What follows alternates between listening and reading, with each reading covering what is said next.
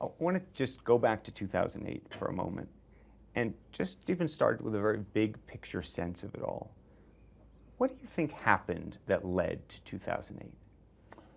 Well, I think the main thing, but there's all kinds of tributaries feeding into the big Missouri River on this, but you had people think that housing could do nothing but go up, and you had a $20 trillion market in residential housing.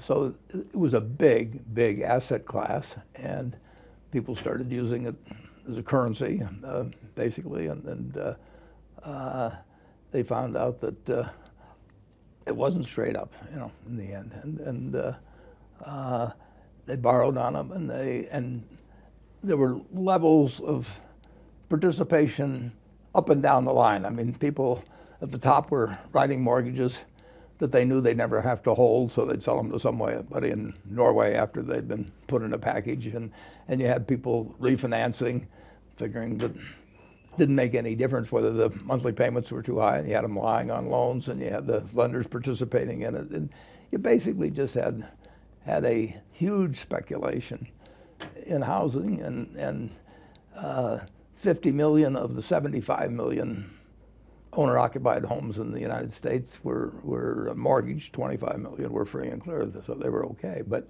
you literally had a crash in the value of something that 50 million families owned on margin, had thought were going to go up. They'd based their living standards on it. In many cases, they'd borrowed against it.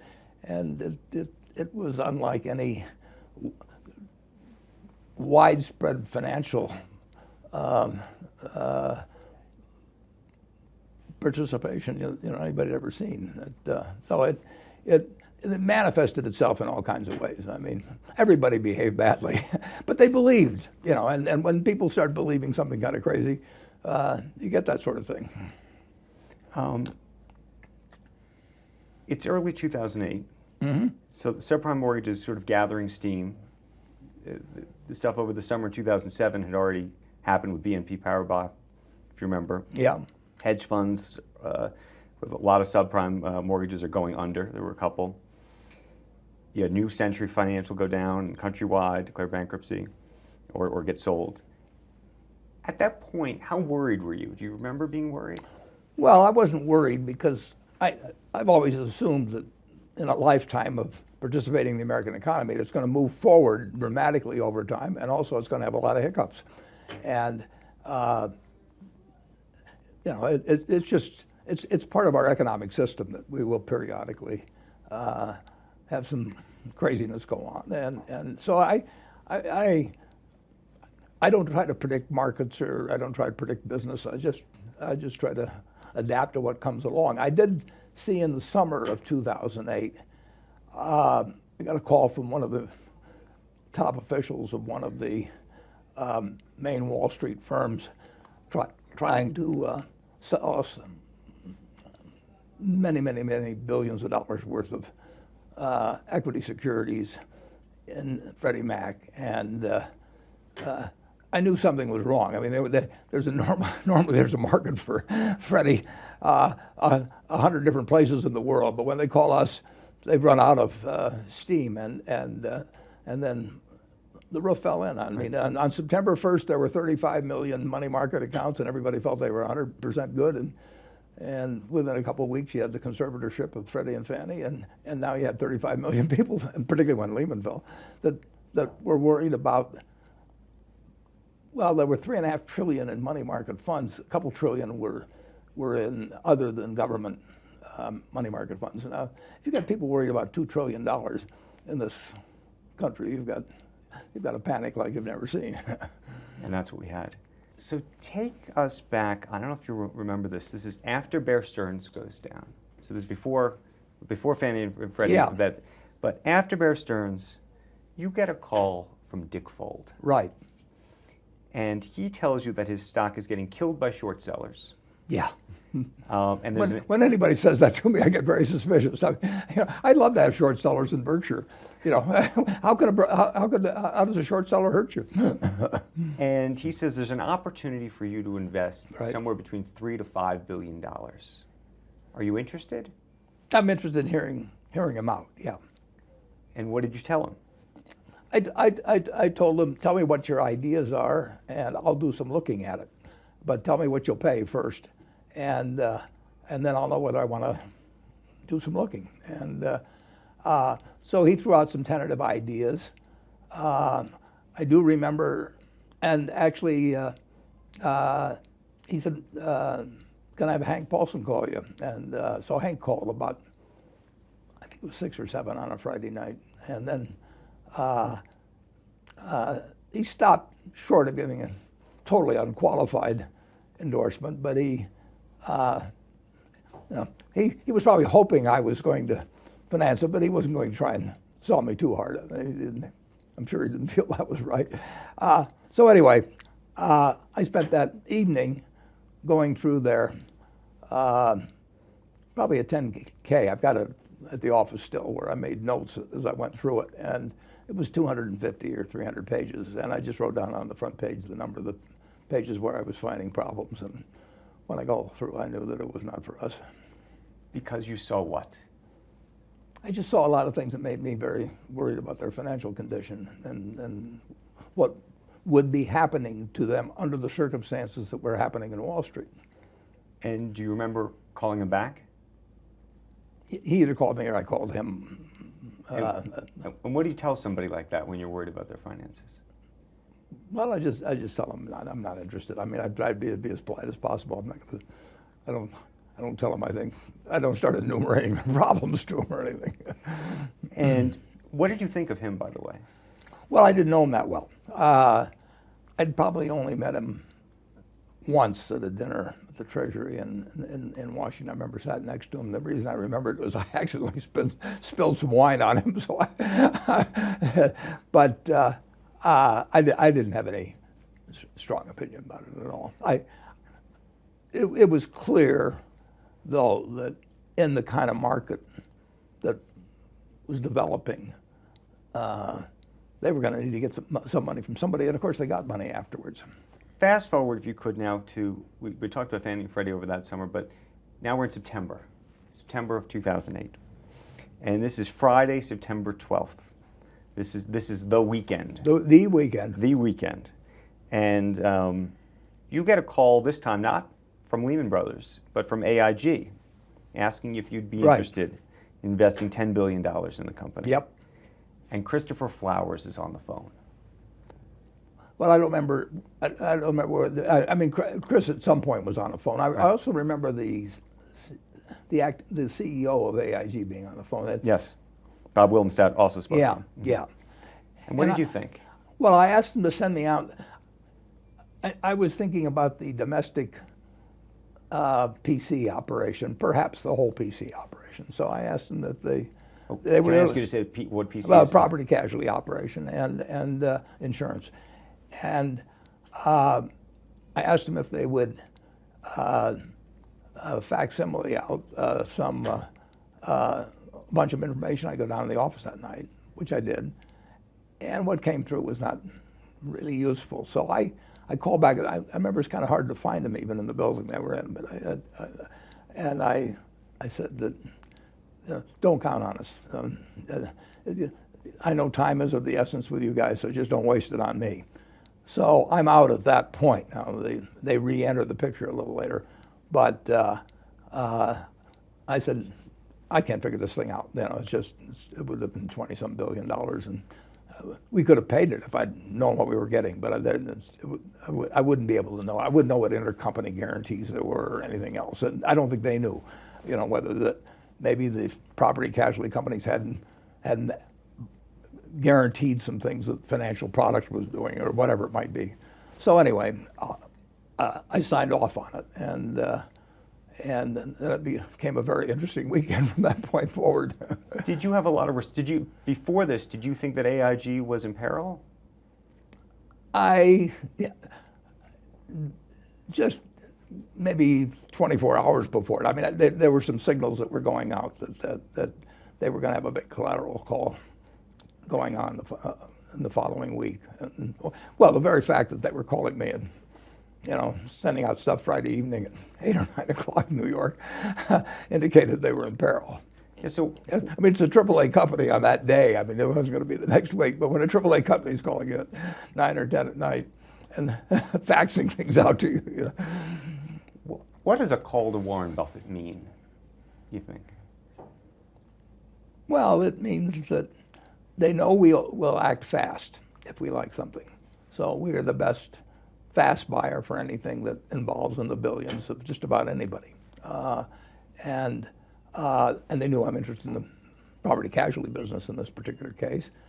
And that they are desperate for something that's going to close within a few days. Or they got a binding contract on.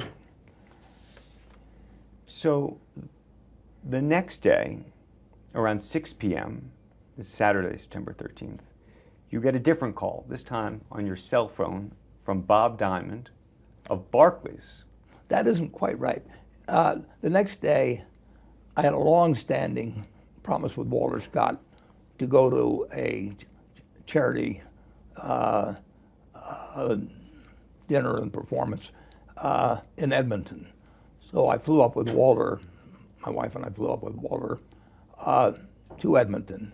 We're in the hotel room in Edmonton, and I didn't think anybody in the world would know where I was, and all of a sudden the phone rings, and then it's Bob Diamond, and he said, we run into problems with the Brits on doing a deal with Lehman because there's some rule in the UK that the shareholders have to vote on it if it involves more than a guarantee of X billion. And so we want to buy an insurance policy whereby you will guarantee that we perform on all our, Lehman performs on all of its contractual obligations until the British shareholders of Barclays have had a chance to approve the deal. And I said, how big a guarantee are you talking about? And he said, unlimited. I said, well, that sounds a little unusual. But I said, send me the details, tell me how much you'll pay, and whatever time I get back from this function tonight, I got to go downstairs in a little bit, but I will respond. I'll get back to you, and I'll probably get back to the room at 11 o'clock or so, local time out there. And so I went down and watched the performance. Paul Anka was there. I came back up to the room, and there was no fax for me. And I called down to the hotel manager. I said, must be a mistake because there's supposed to be a fax for me. And he said, there's nothing here. And so I stayed up a while longer, and then finally I went to bed. And it turned out, of course, that instead of faxing, they'd sent me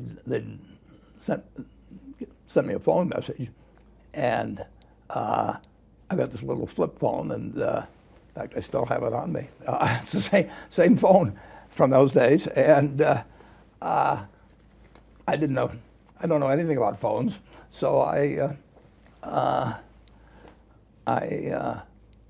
just figured that something had gone wrong, and I went back to Omaha, and then that was in September of 2008, and in July of 2009, I was coming out to Sun Valley, and landed, and for some reason it said something on the phone that I didn't understand, and so I said to my daughter, I said, tell me what's on here, and she flipped the messages, and there was a message from the previous September doing over the phone what they had said they would do by facsimile.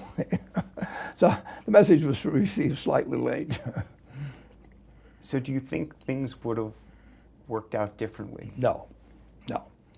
I don't know what, I still don't know. I mean, the message, they gave me some stuff and told me to call and all this, but the idea of making an unlimited guarantee that for 30 or it would probably be longer, that'd probably be 45 days before they could call a meeting at Barclays. In that world that was existing then with the whole world falling apart, who knows what business Lehman might have been doing, and essentially I'm guaranteeing their settlement on all of it.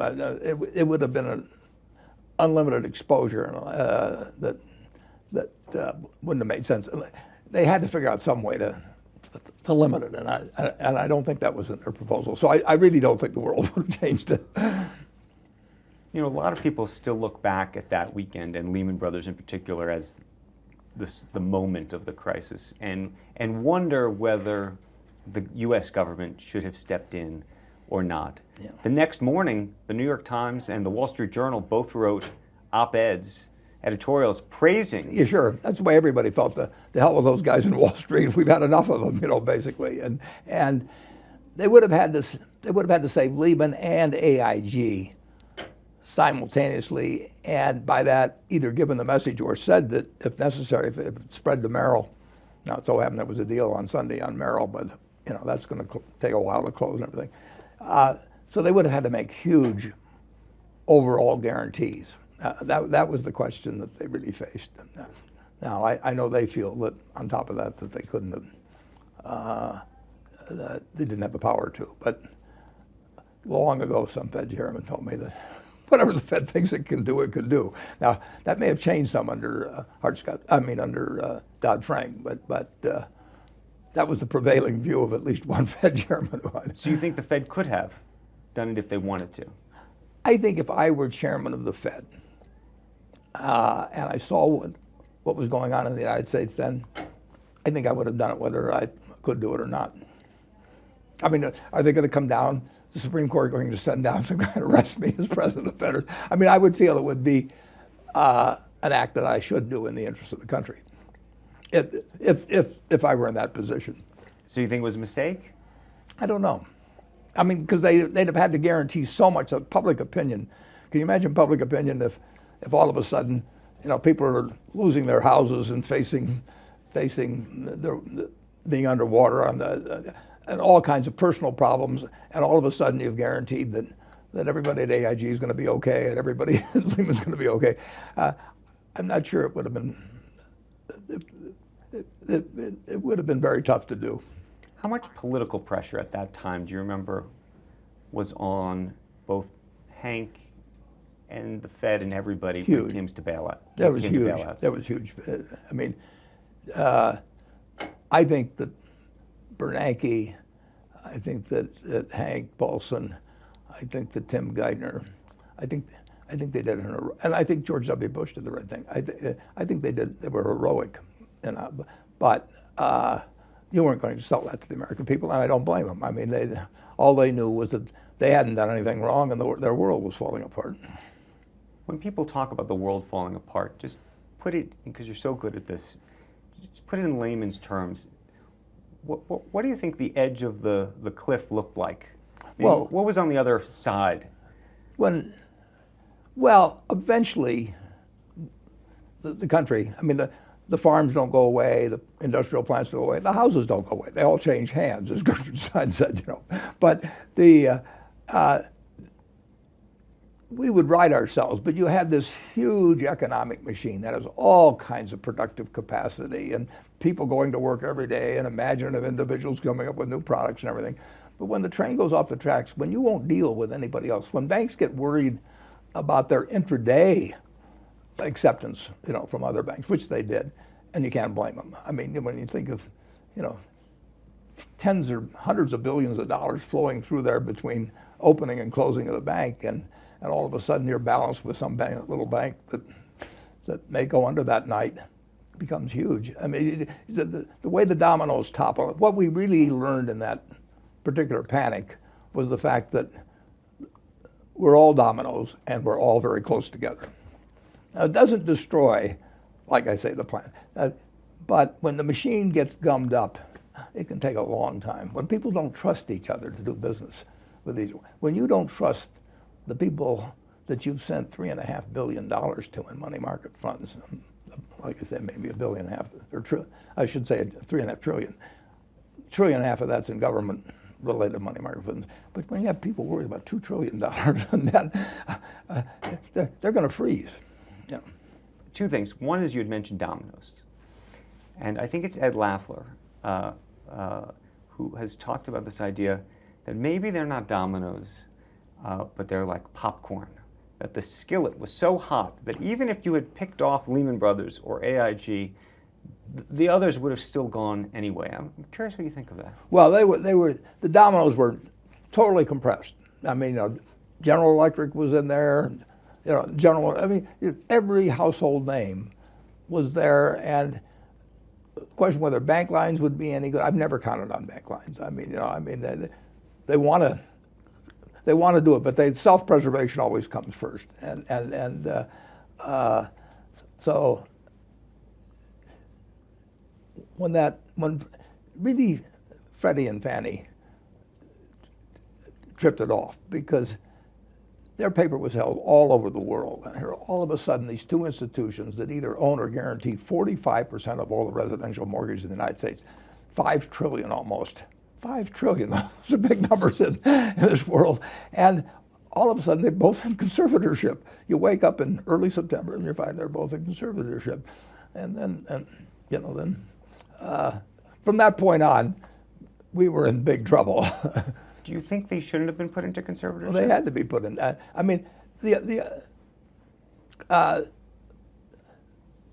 I remember, the federal government only had like a $2.5 billion line or something. I mean, they had this little line, but all over the world, people assumed it was government paper. So now all of a sudden, something that is financed, all kinds of banks owned their preferred stock. That happened to be, a big favorite with banks. It was non-cumulative preferred, incidentally. It was a very unusual instrument. But it would have said to the world that the United States has stopped. And the choice of how they did it, they didn't want to put their debt on the U.S. balance sheet. I mean, they didn't want to take them over. That's why they picked the conservatorship route. They didn't really want to take over the place. So fast forward a little bit farther to that week. So Lehman files for bankruptcy. Bank of America is now sold to, or Bank of America buys Merrill Lynch. AIG gets rescued. And yet there's still serious anxiety that GE might go, Goldman Sachs, Morgan Stanley. Well, when Lehman goes, the big commercial paper holders were money market funds. All of those companies you're naming were borrowing in the commercial paper market. So you knew that pretty soon the reserve funds of the world and all those would be selling commercial paper instead of buying it. And there wasn't going to be anybody to buy commercial paper. I mean, there wasn't anybody to buy commercial paper. So, I mean, these things were just hitting one after another. And both Hank and Bernanke had to worry very much about the congressional reaction to anything they did. Congress really didn't get it. George Bush got it. I give him great credit. I didn't vote for him, but I give him great credit for understanding just how big the problem was. And you get a call later in the week about Goldman Sachs. Yeah, that was that one. That week. That yeah, weekend. That was a Wednesday, I think. So I think Byron calls you on Wednesday or Thursday. Yeah, Wednesday or Thursday. They Do you remember that call? Well, I remember the call. Yeah. When Goldman Sachs needs money, you'll remember it. And what did you think? I did think that we were in very good hands. Congress was the one that scared me.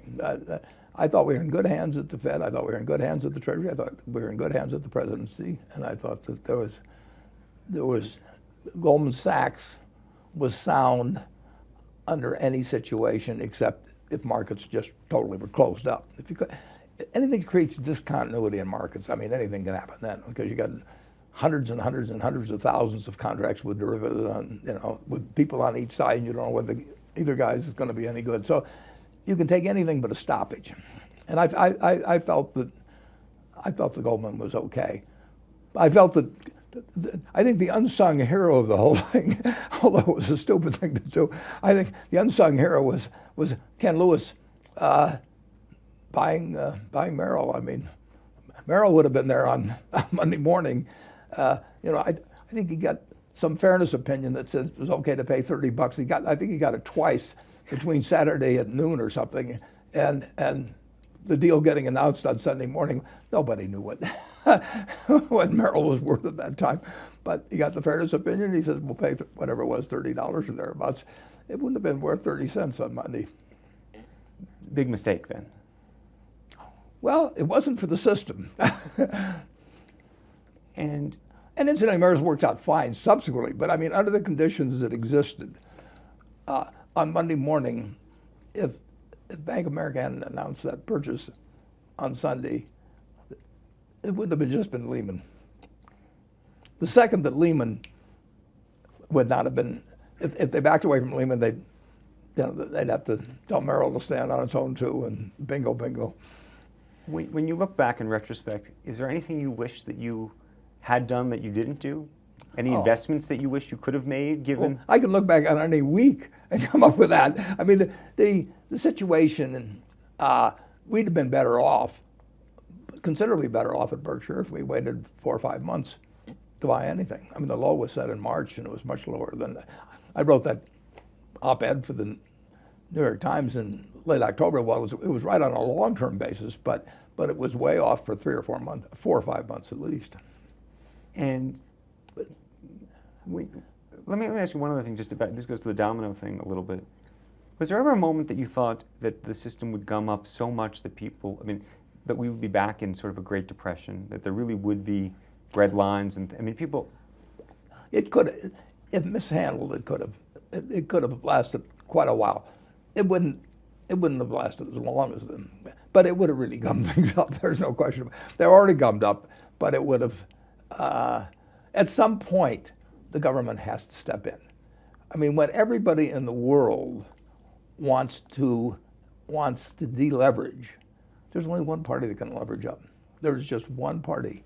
And if for some reason they don't do it, you've had it. I mean, in the economy, you walk down there with sell orders, homes, sell orders, stocks, sell orders of everything, and there is no buyer. And when you look back now, is there a great lesson, you think, for the public, for new generations of people who are going to hopefully learn about and think about this crisis? No, because the answer is people have always panicked. I mean, that's why they set up the Fed. We had all kinds of panics in this country in the 19th century, and no, when people are fearful, it's instantaneous transmission to everyone else. I went to a party actually of a wealthy friend of mine sometime in September, and all of a sudden 50 people there, who owned their homes outright and everything else, but had a little money. All of a sudden, every single one of them, that's all they wanted to talk about, because when people are afraid, they are afraid. Confidence comes back one at a time, but fear is instantaneous. If there weren't an FDIC and you owned one bank in a small town, the only thing to do is hire a bunch of movie actors and have them get in line at the other bank. And you can put the other guy out of business. The only problem is it'll come over to you too, because as soon as they can't pay, then they'll all figure, well, I better get my money out of the other bank. Fear just spreads like nothing you've ever seen. And it doesn't make any difference how sophisticated people are, whether they've got PhDs or anything else. When they are afraid, they are afraid. I know a number of people that would surprise you who during that panic period subsequently, went right to gold and felt that nothing would be worth anything. And, I mean, people really, fear is extraordinary with most people. That's the advantage I've got. I mean, frankly, it isn't IQ, but at all. But it's, I'm not going to get fearful about the United States over time. Do you draw any parallel or connection between the crisis 10 years ago now and the politics of today, and the distrust of institutions and governments? And sure. People have long memories, just like they did after 1929. It took a long time. I mean, people, when they've experienced extreme fear, it sears something into them where they want to know who did it to them, and they correctly don't blame themselves. I mean, they're not supposed to be finance experts or anything. All they did was buy a house and lie a little bit on their loan application and get, just figured it was going to go up, and then they'd refinance and so on. I mean, who's going to blame anybody for that? So it will, it's still affecting. When I went to school at Columbia in 1950, we still saw in stock valuations and things like that, prices people would pay for businesses, we still saw the fear from 29. And you have to, the number of people in the stock market in 1929 compared to the people, the number of homeowners in 2008, there's no comparison. So this was deeper in that sense. Where we are today, do you worry about another crisis? Well, there'll be one sometime, but no, I don't worry about it in the least.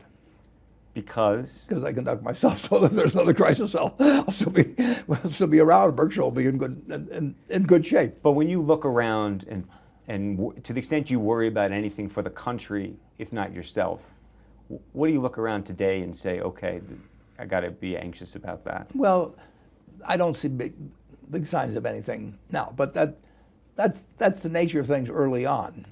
But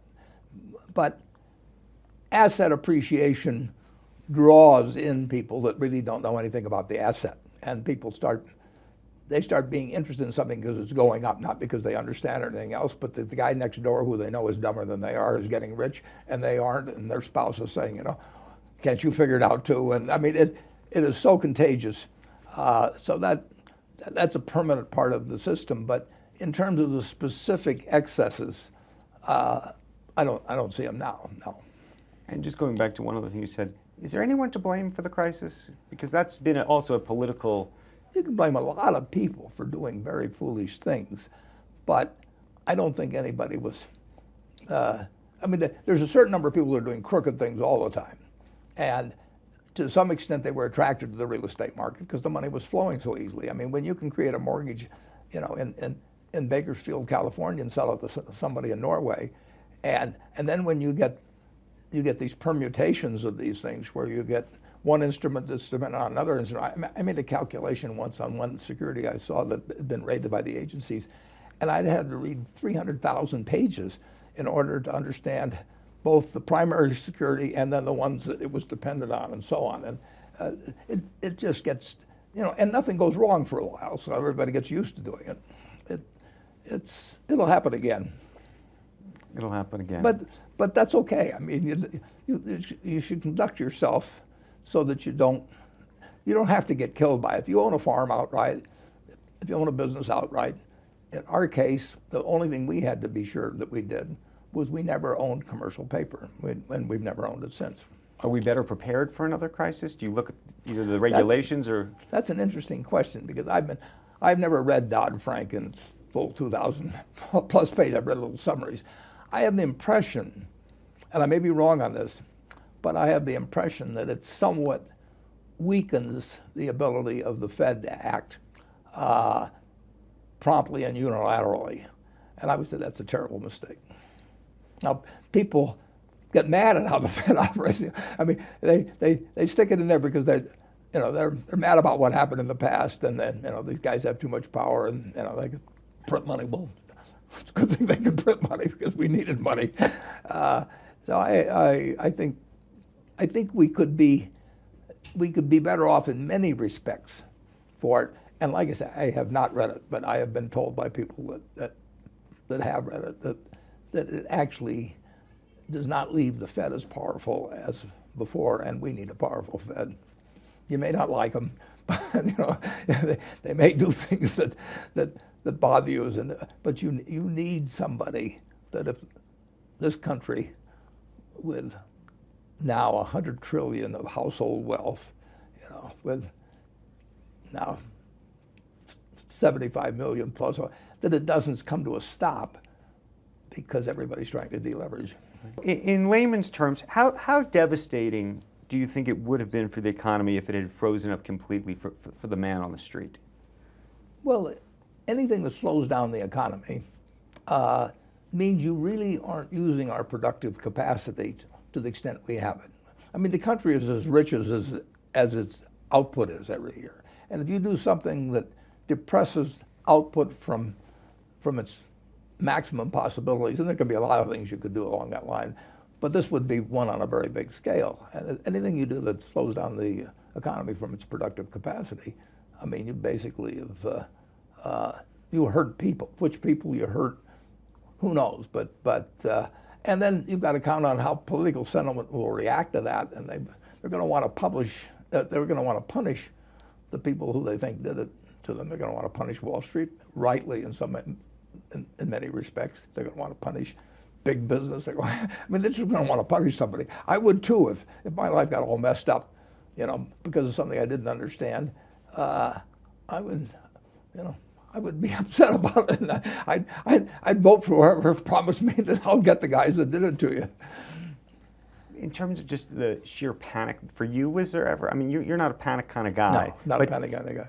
But you took calls, I assume. Was there ever a moment in that week where you, either between everybody calling you or talking to you, you thought, wow, this is... Well, I described it actually on CNBC as an economic Pearl Harbor. That's not a term I've ever used before. So, I mean, I was using, I felt it was something different than I'd ever seen. And I felt it was actually worse than 29 in a sense, in terms of the immediate panic that was induced. In 1929, if you remember, in September 29, the Dow hit a high of 381. Then it collapsed in the fall. But I was born August 30th, 1930, and it was back up to 250 something by that point. I mean, it didn't hit that many people. It hit everybody on Wall Street, but Wall Street wasn't as broad then remotely as it is now, with 401ks or whatever it may be. So this homes, that touches everybody. Before you, I don't know if you had thought about it before you said it, but when you thought about describing it as an economic Pearl Harbor, how did you? I just meant that the country had had a blow of an economic sort that was really equivalent to the blow we suffered at the time of Pearl Harbor. I mean, we had been hit in a way that 99.5% of the people thought couldn't happen, and Congress thought couldn't happen, and that they'd never seen the world try and deleverage trillions and trillions and trillions, and Fannie and Freddie. They're no good. Now the government says it's going to stand behind them, but you're in trouble when that sort of thing starts happening, and that it's going to be the auto industry. It's going to be everything. And if you get the first TARP did not pass, as you know, and that I still couldn't believe it would continue that way. But if you were inclined to be afraid of anything, that would be the time to be afraid. Let me ask you one other question, which is, how often did you get calls from Hank Paulson? Not very often. No, practically very few times. And never. Later on, Bernanke called me, but I was not getting a lot of calls. I got one call at the time of Wells Fargo when they wanted that reintroduced, and I got one or two other interesting calls, but I had no calls with the President of the United States, for example, and I didn't. I mean, the pressure that Hank was on was incredible. I did get a call. I was at the Virginia Tech Nebraska football game. It was a night football game in late September, and when they sought me out at the stadium to say there was a phone call coming from Washington I should take, I figured this is getting pretty serious by that point. That may have been about the Pearl Harbor time. Who called? It was a senator that wanted help on persuading Hank that they should stick in any bill limitations on bankers' salaries. I mean, they wanted to punish bankers, basically. What did you think about that, by the way, when they were doing TARP?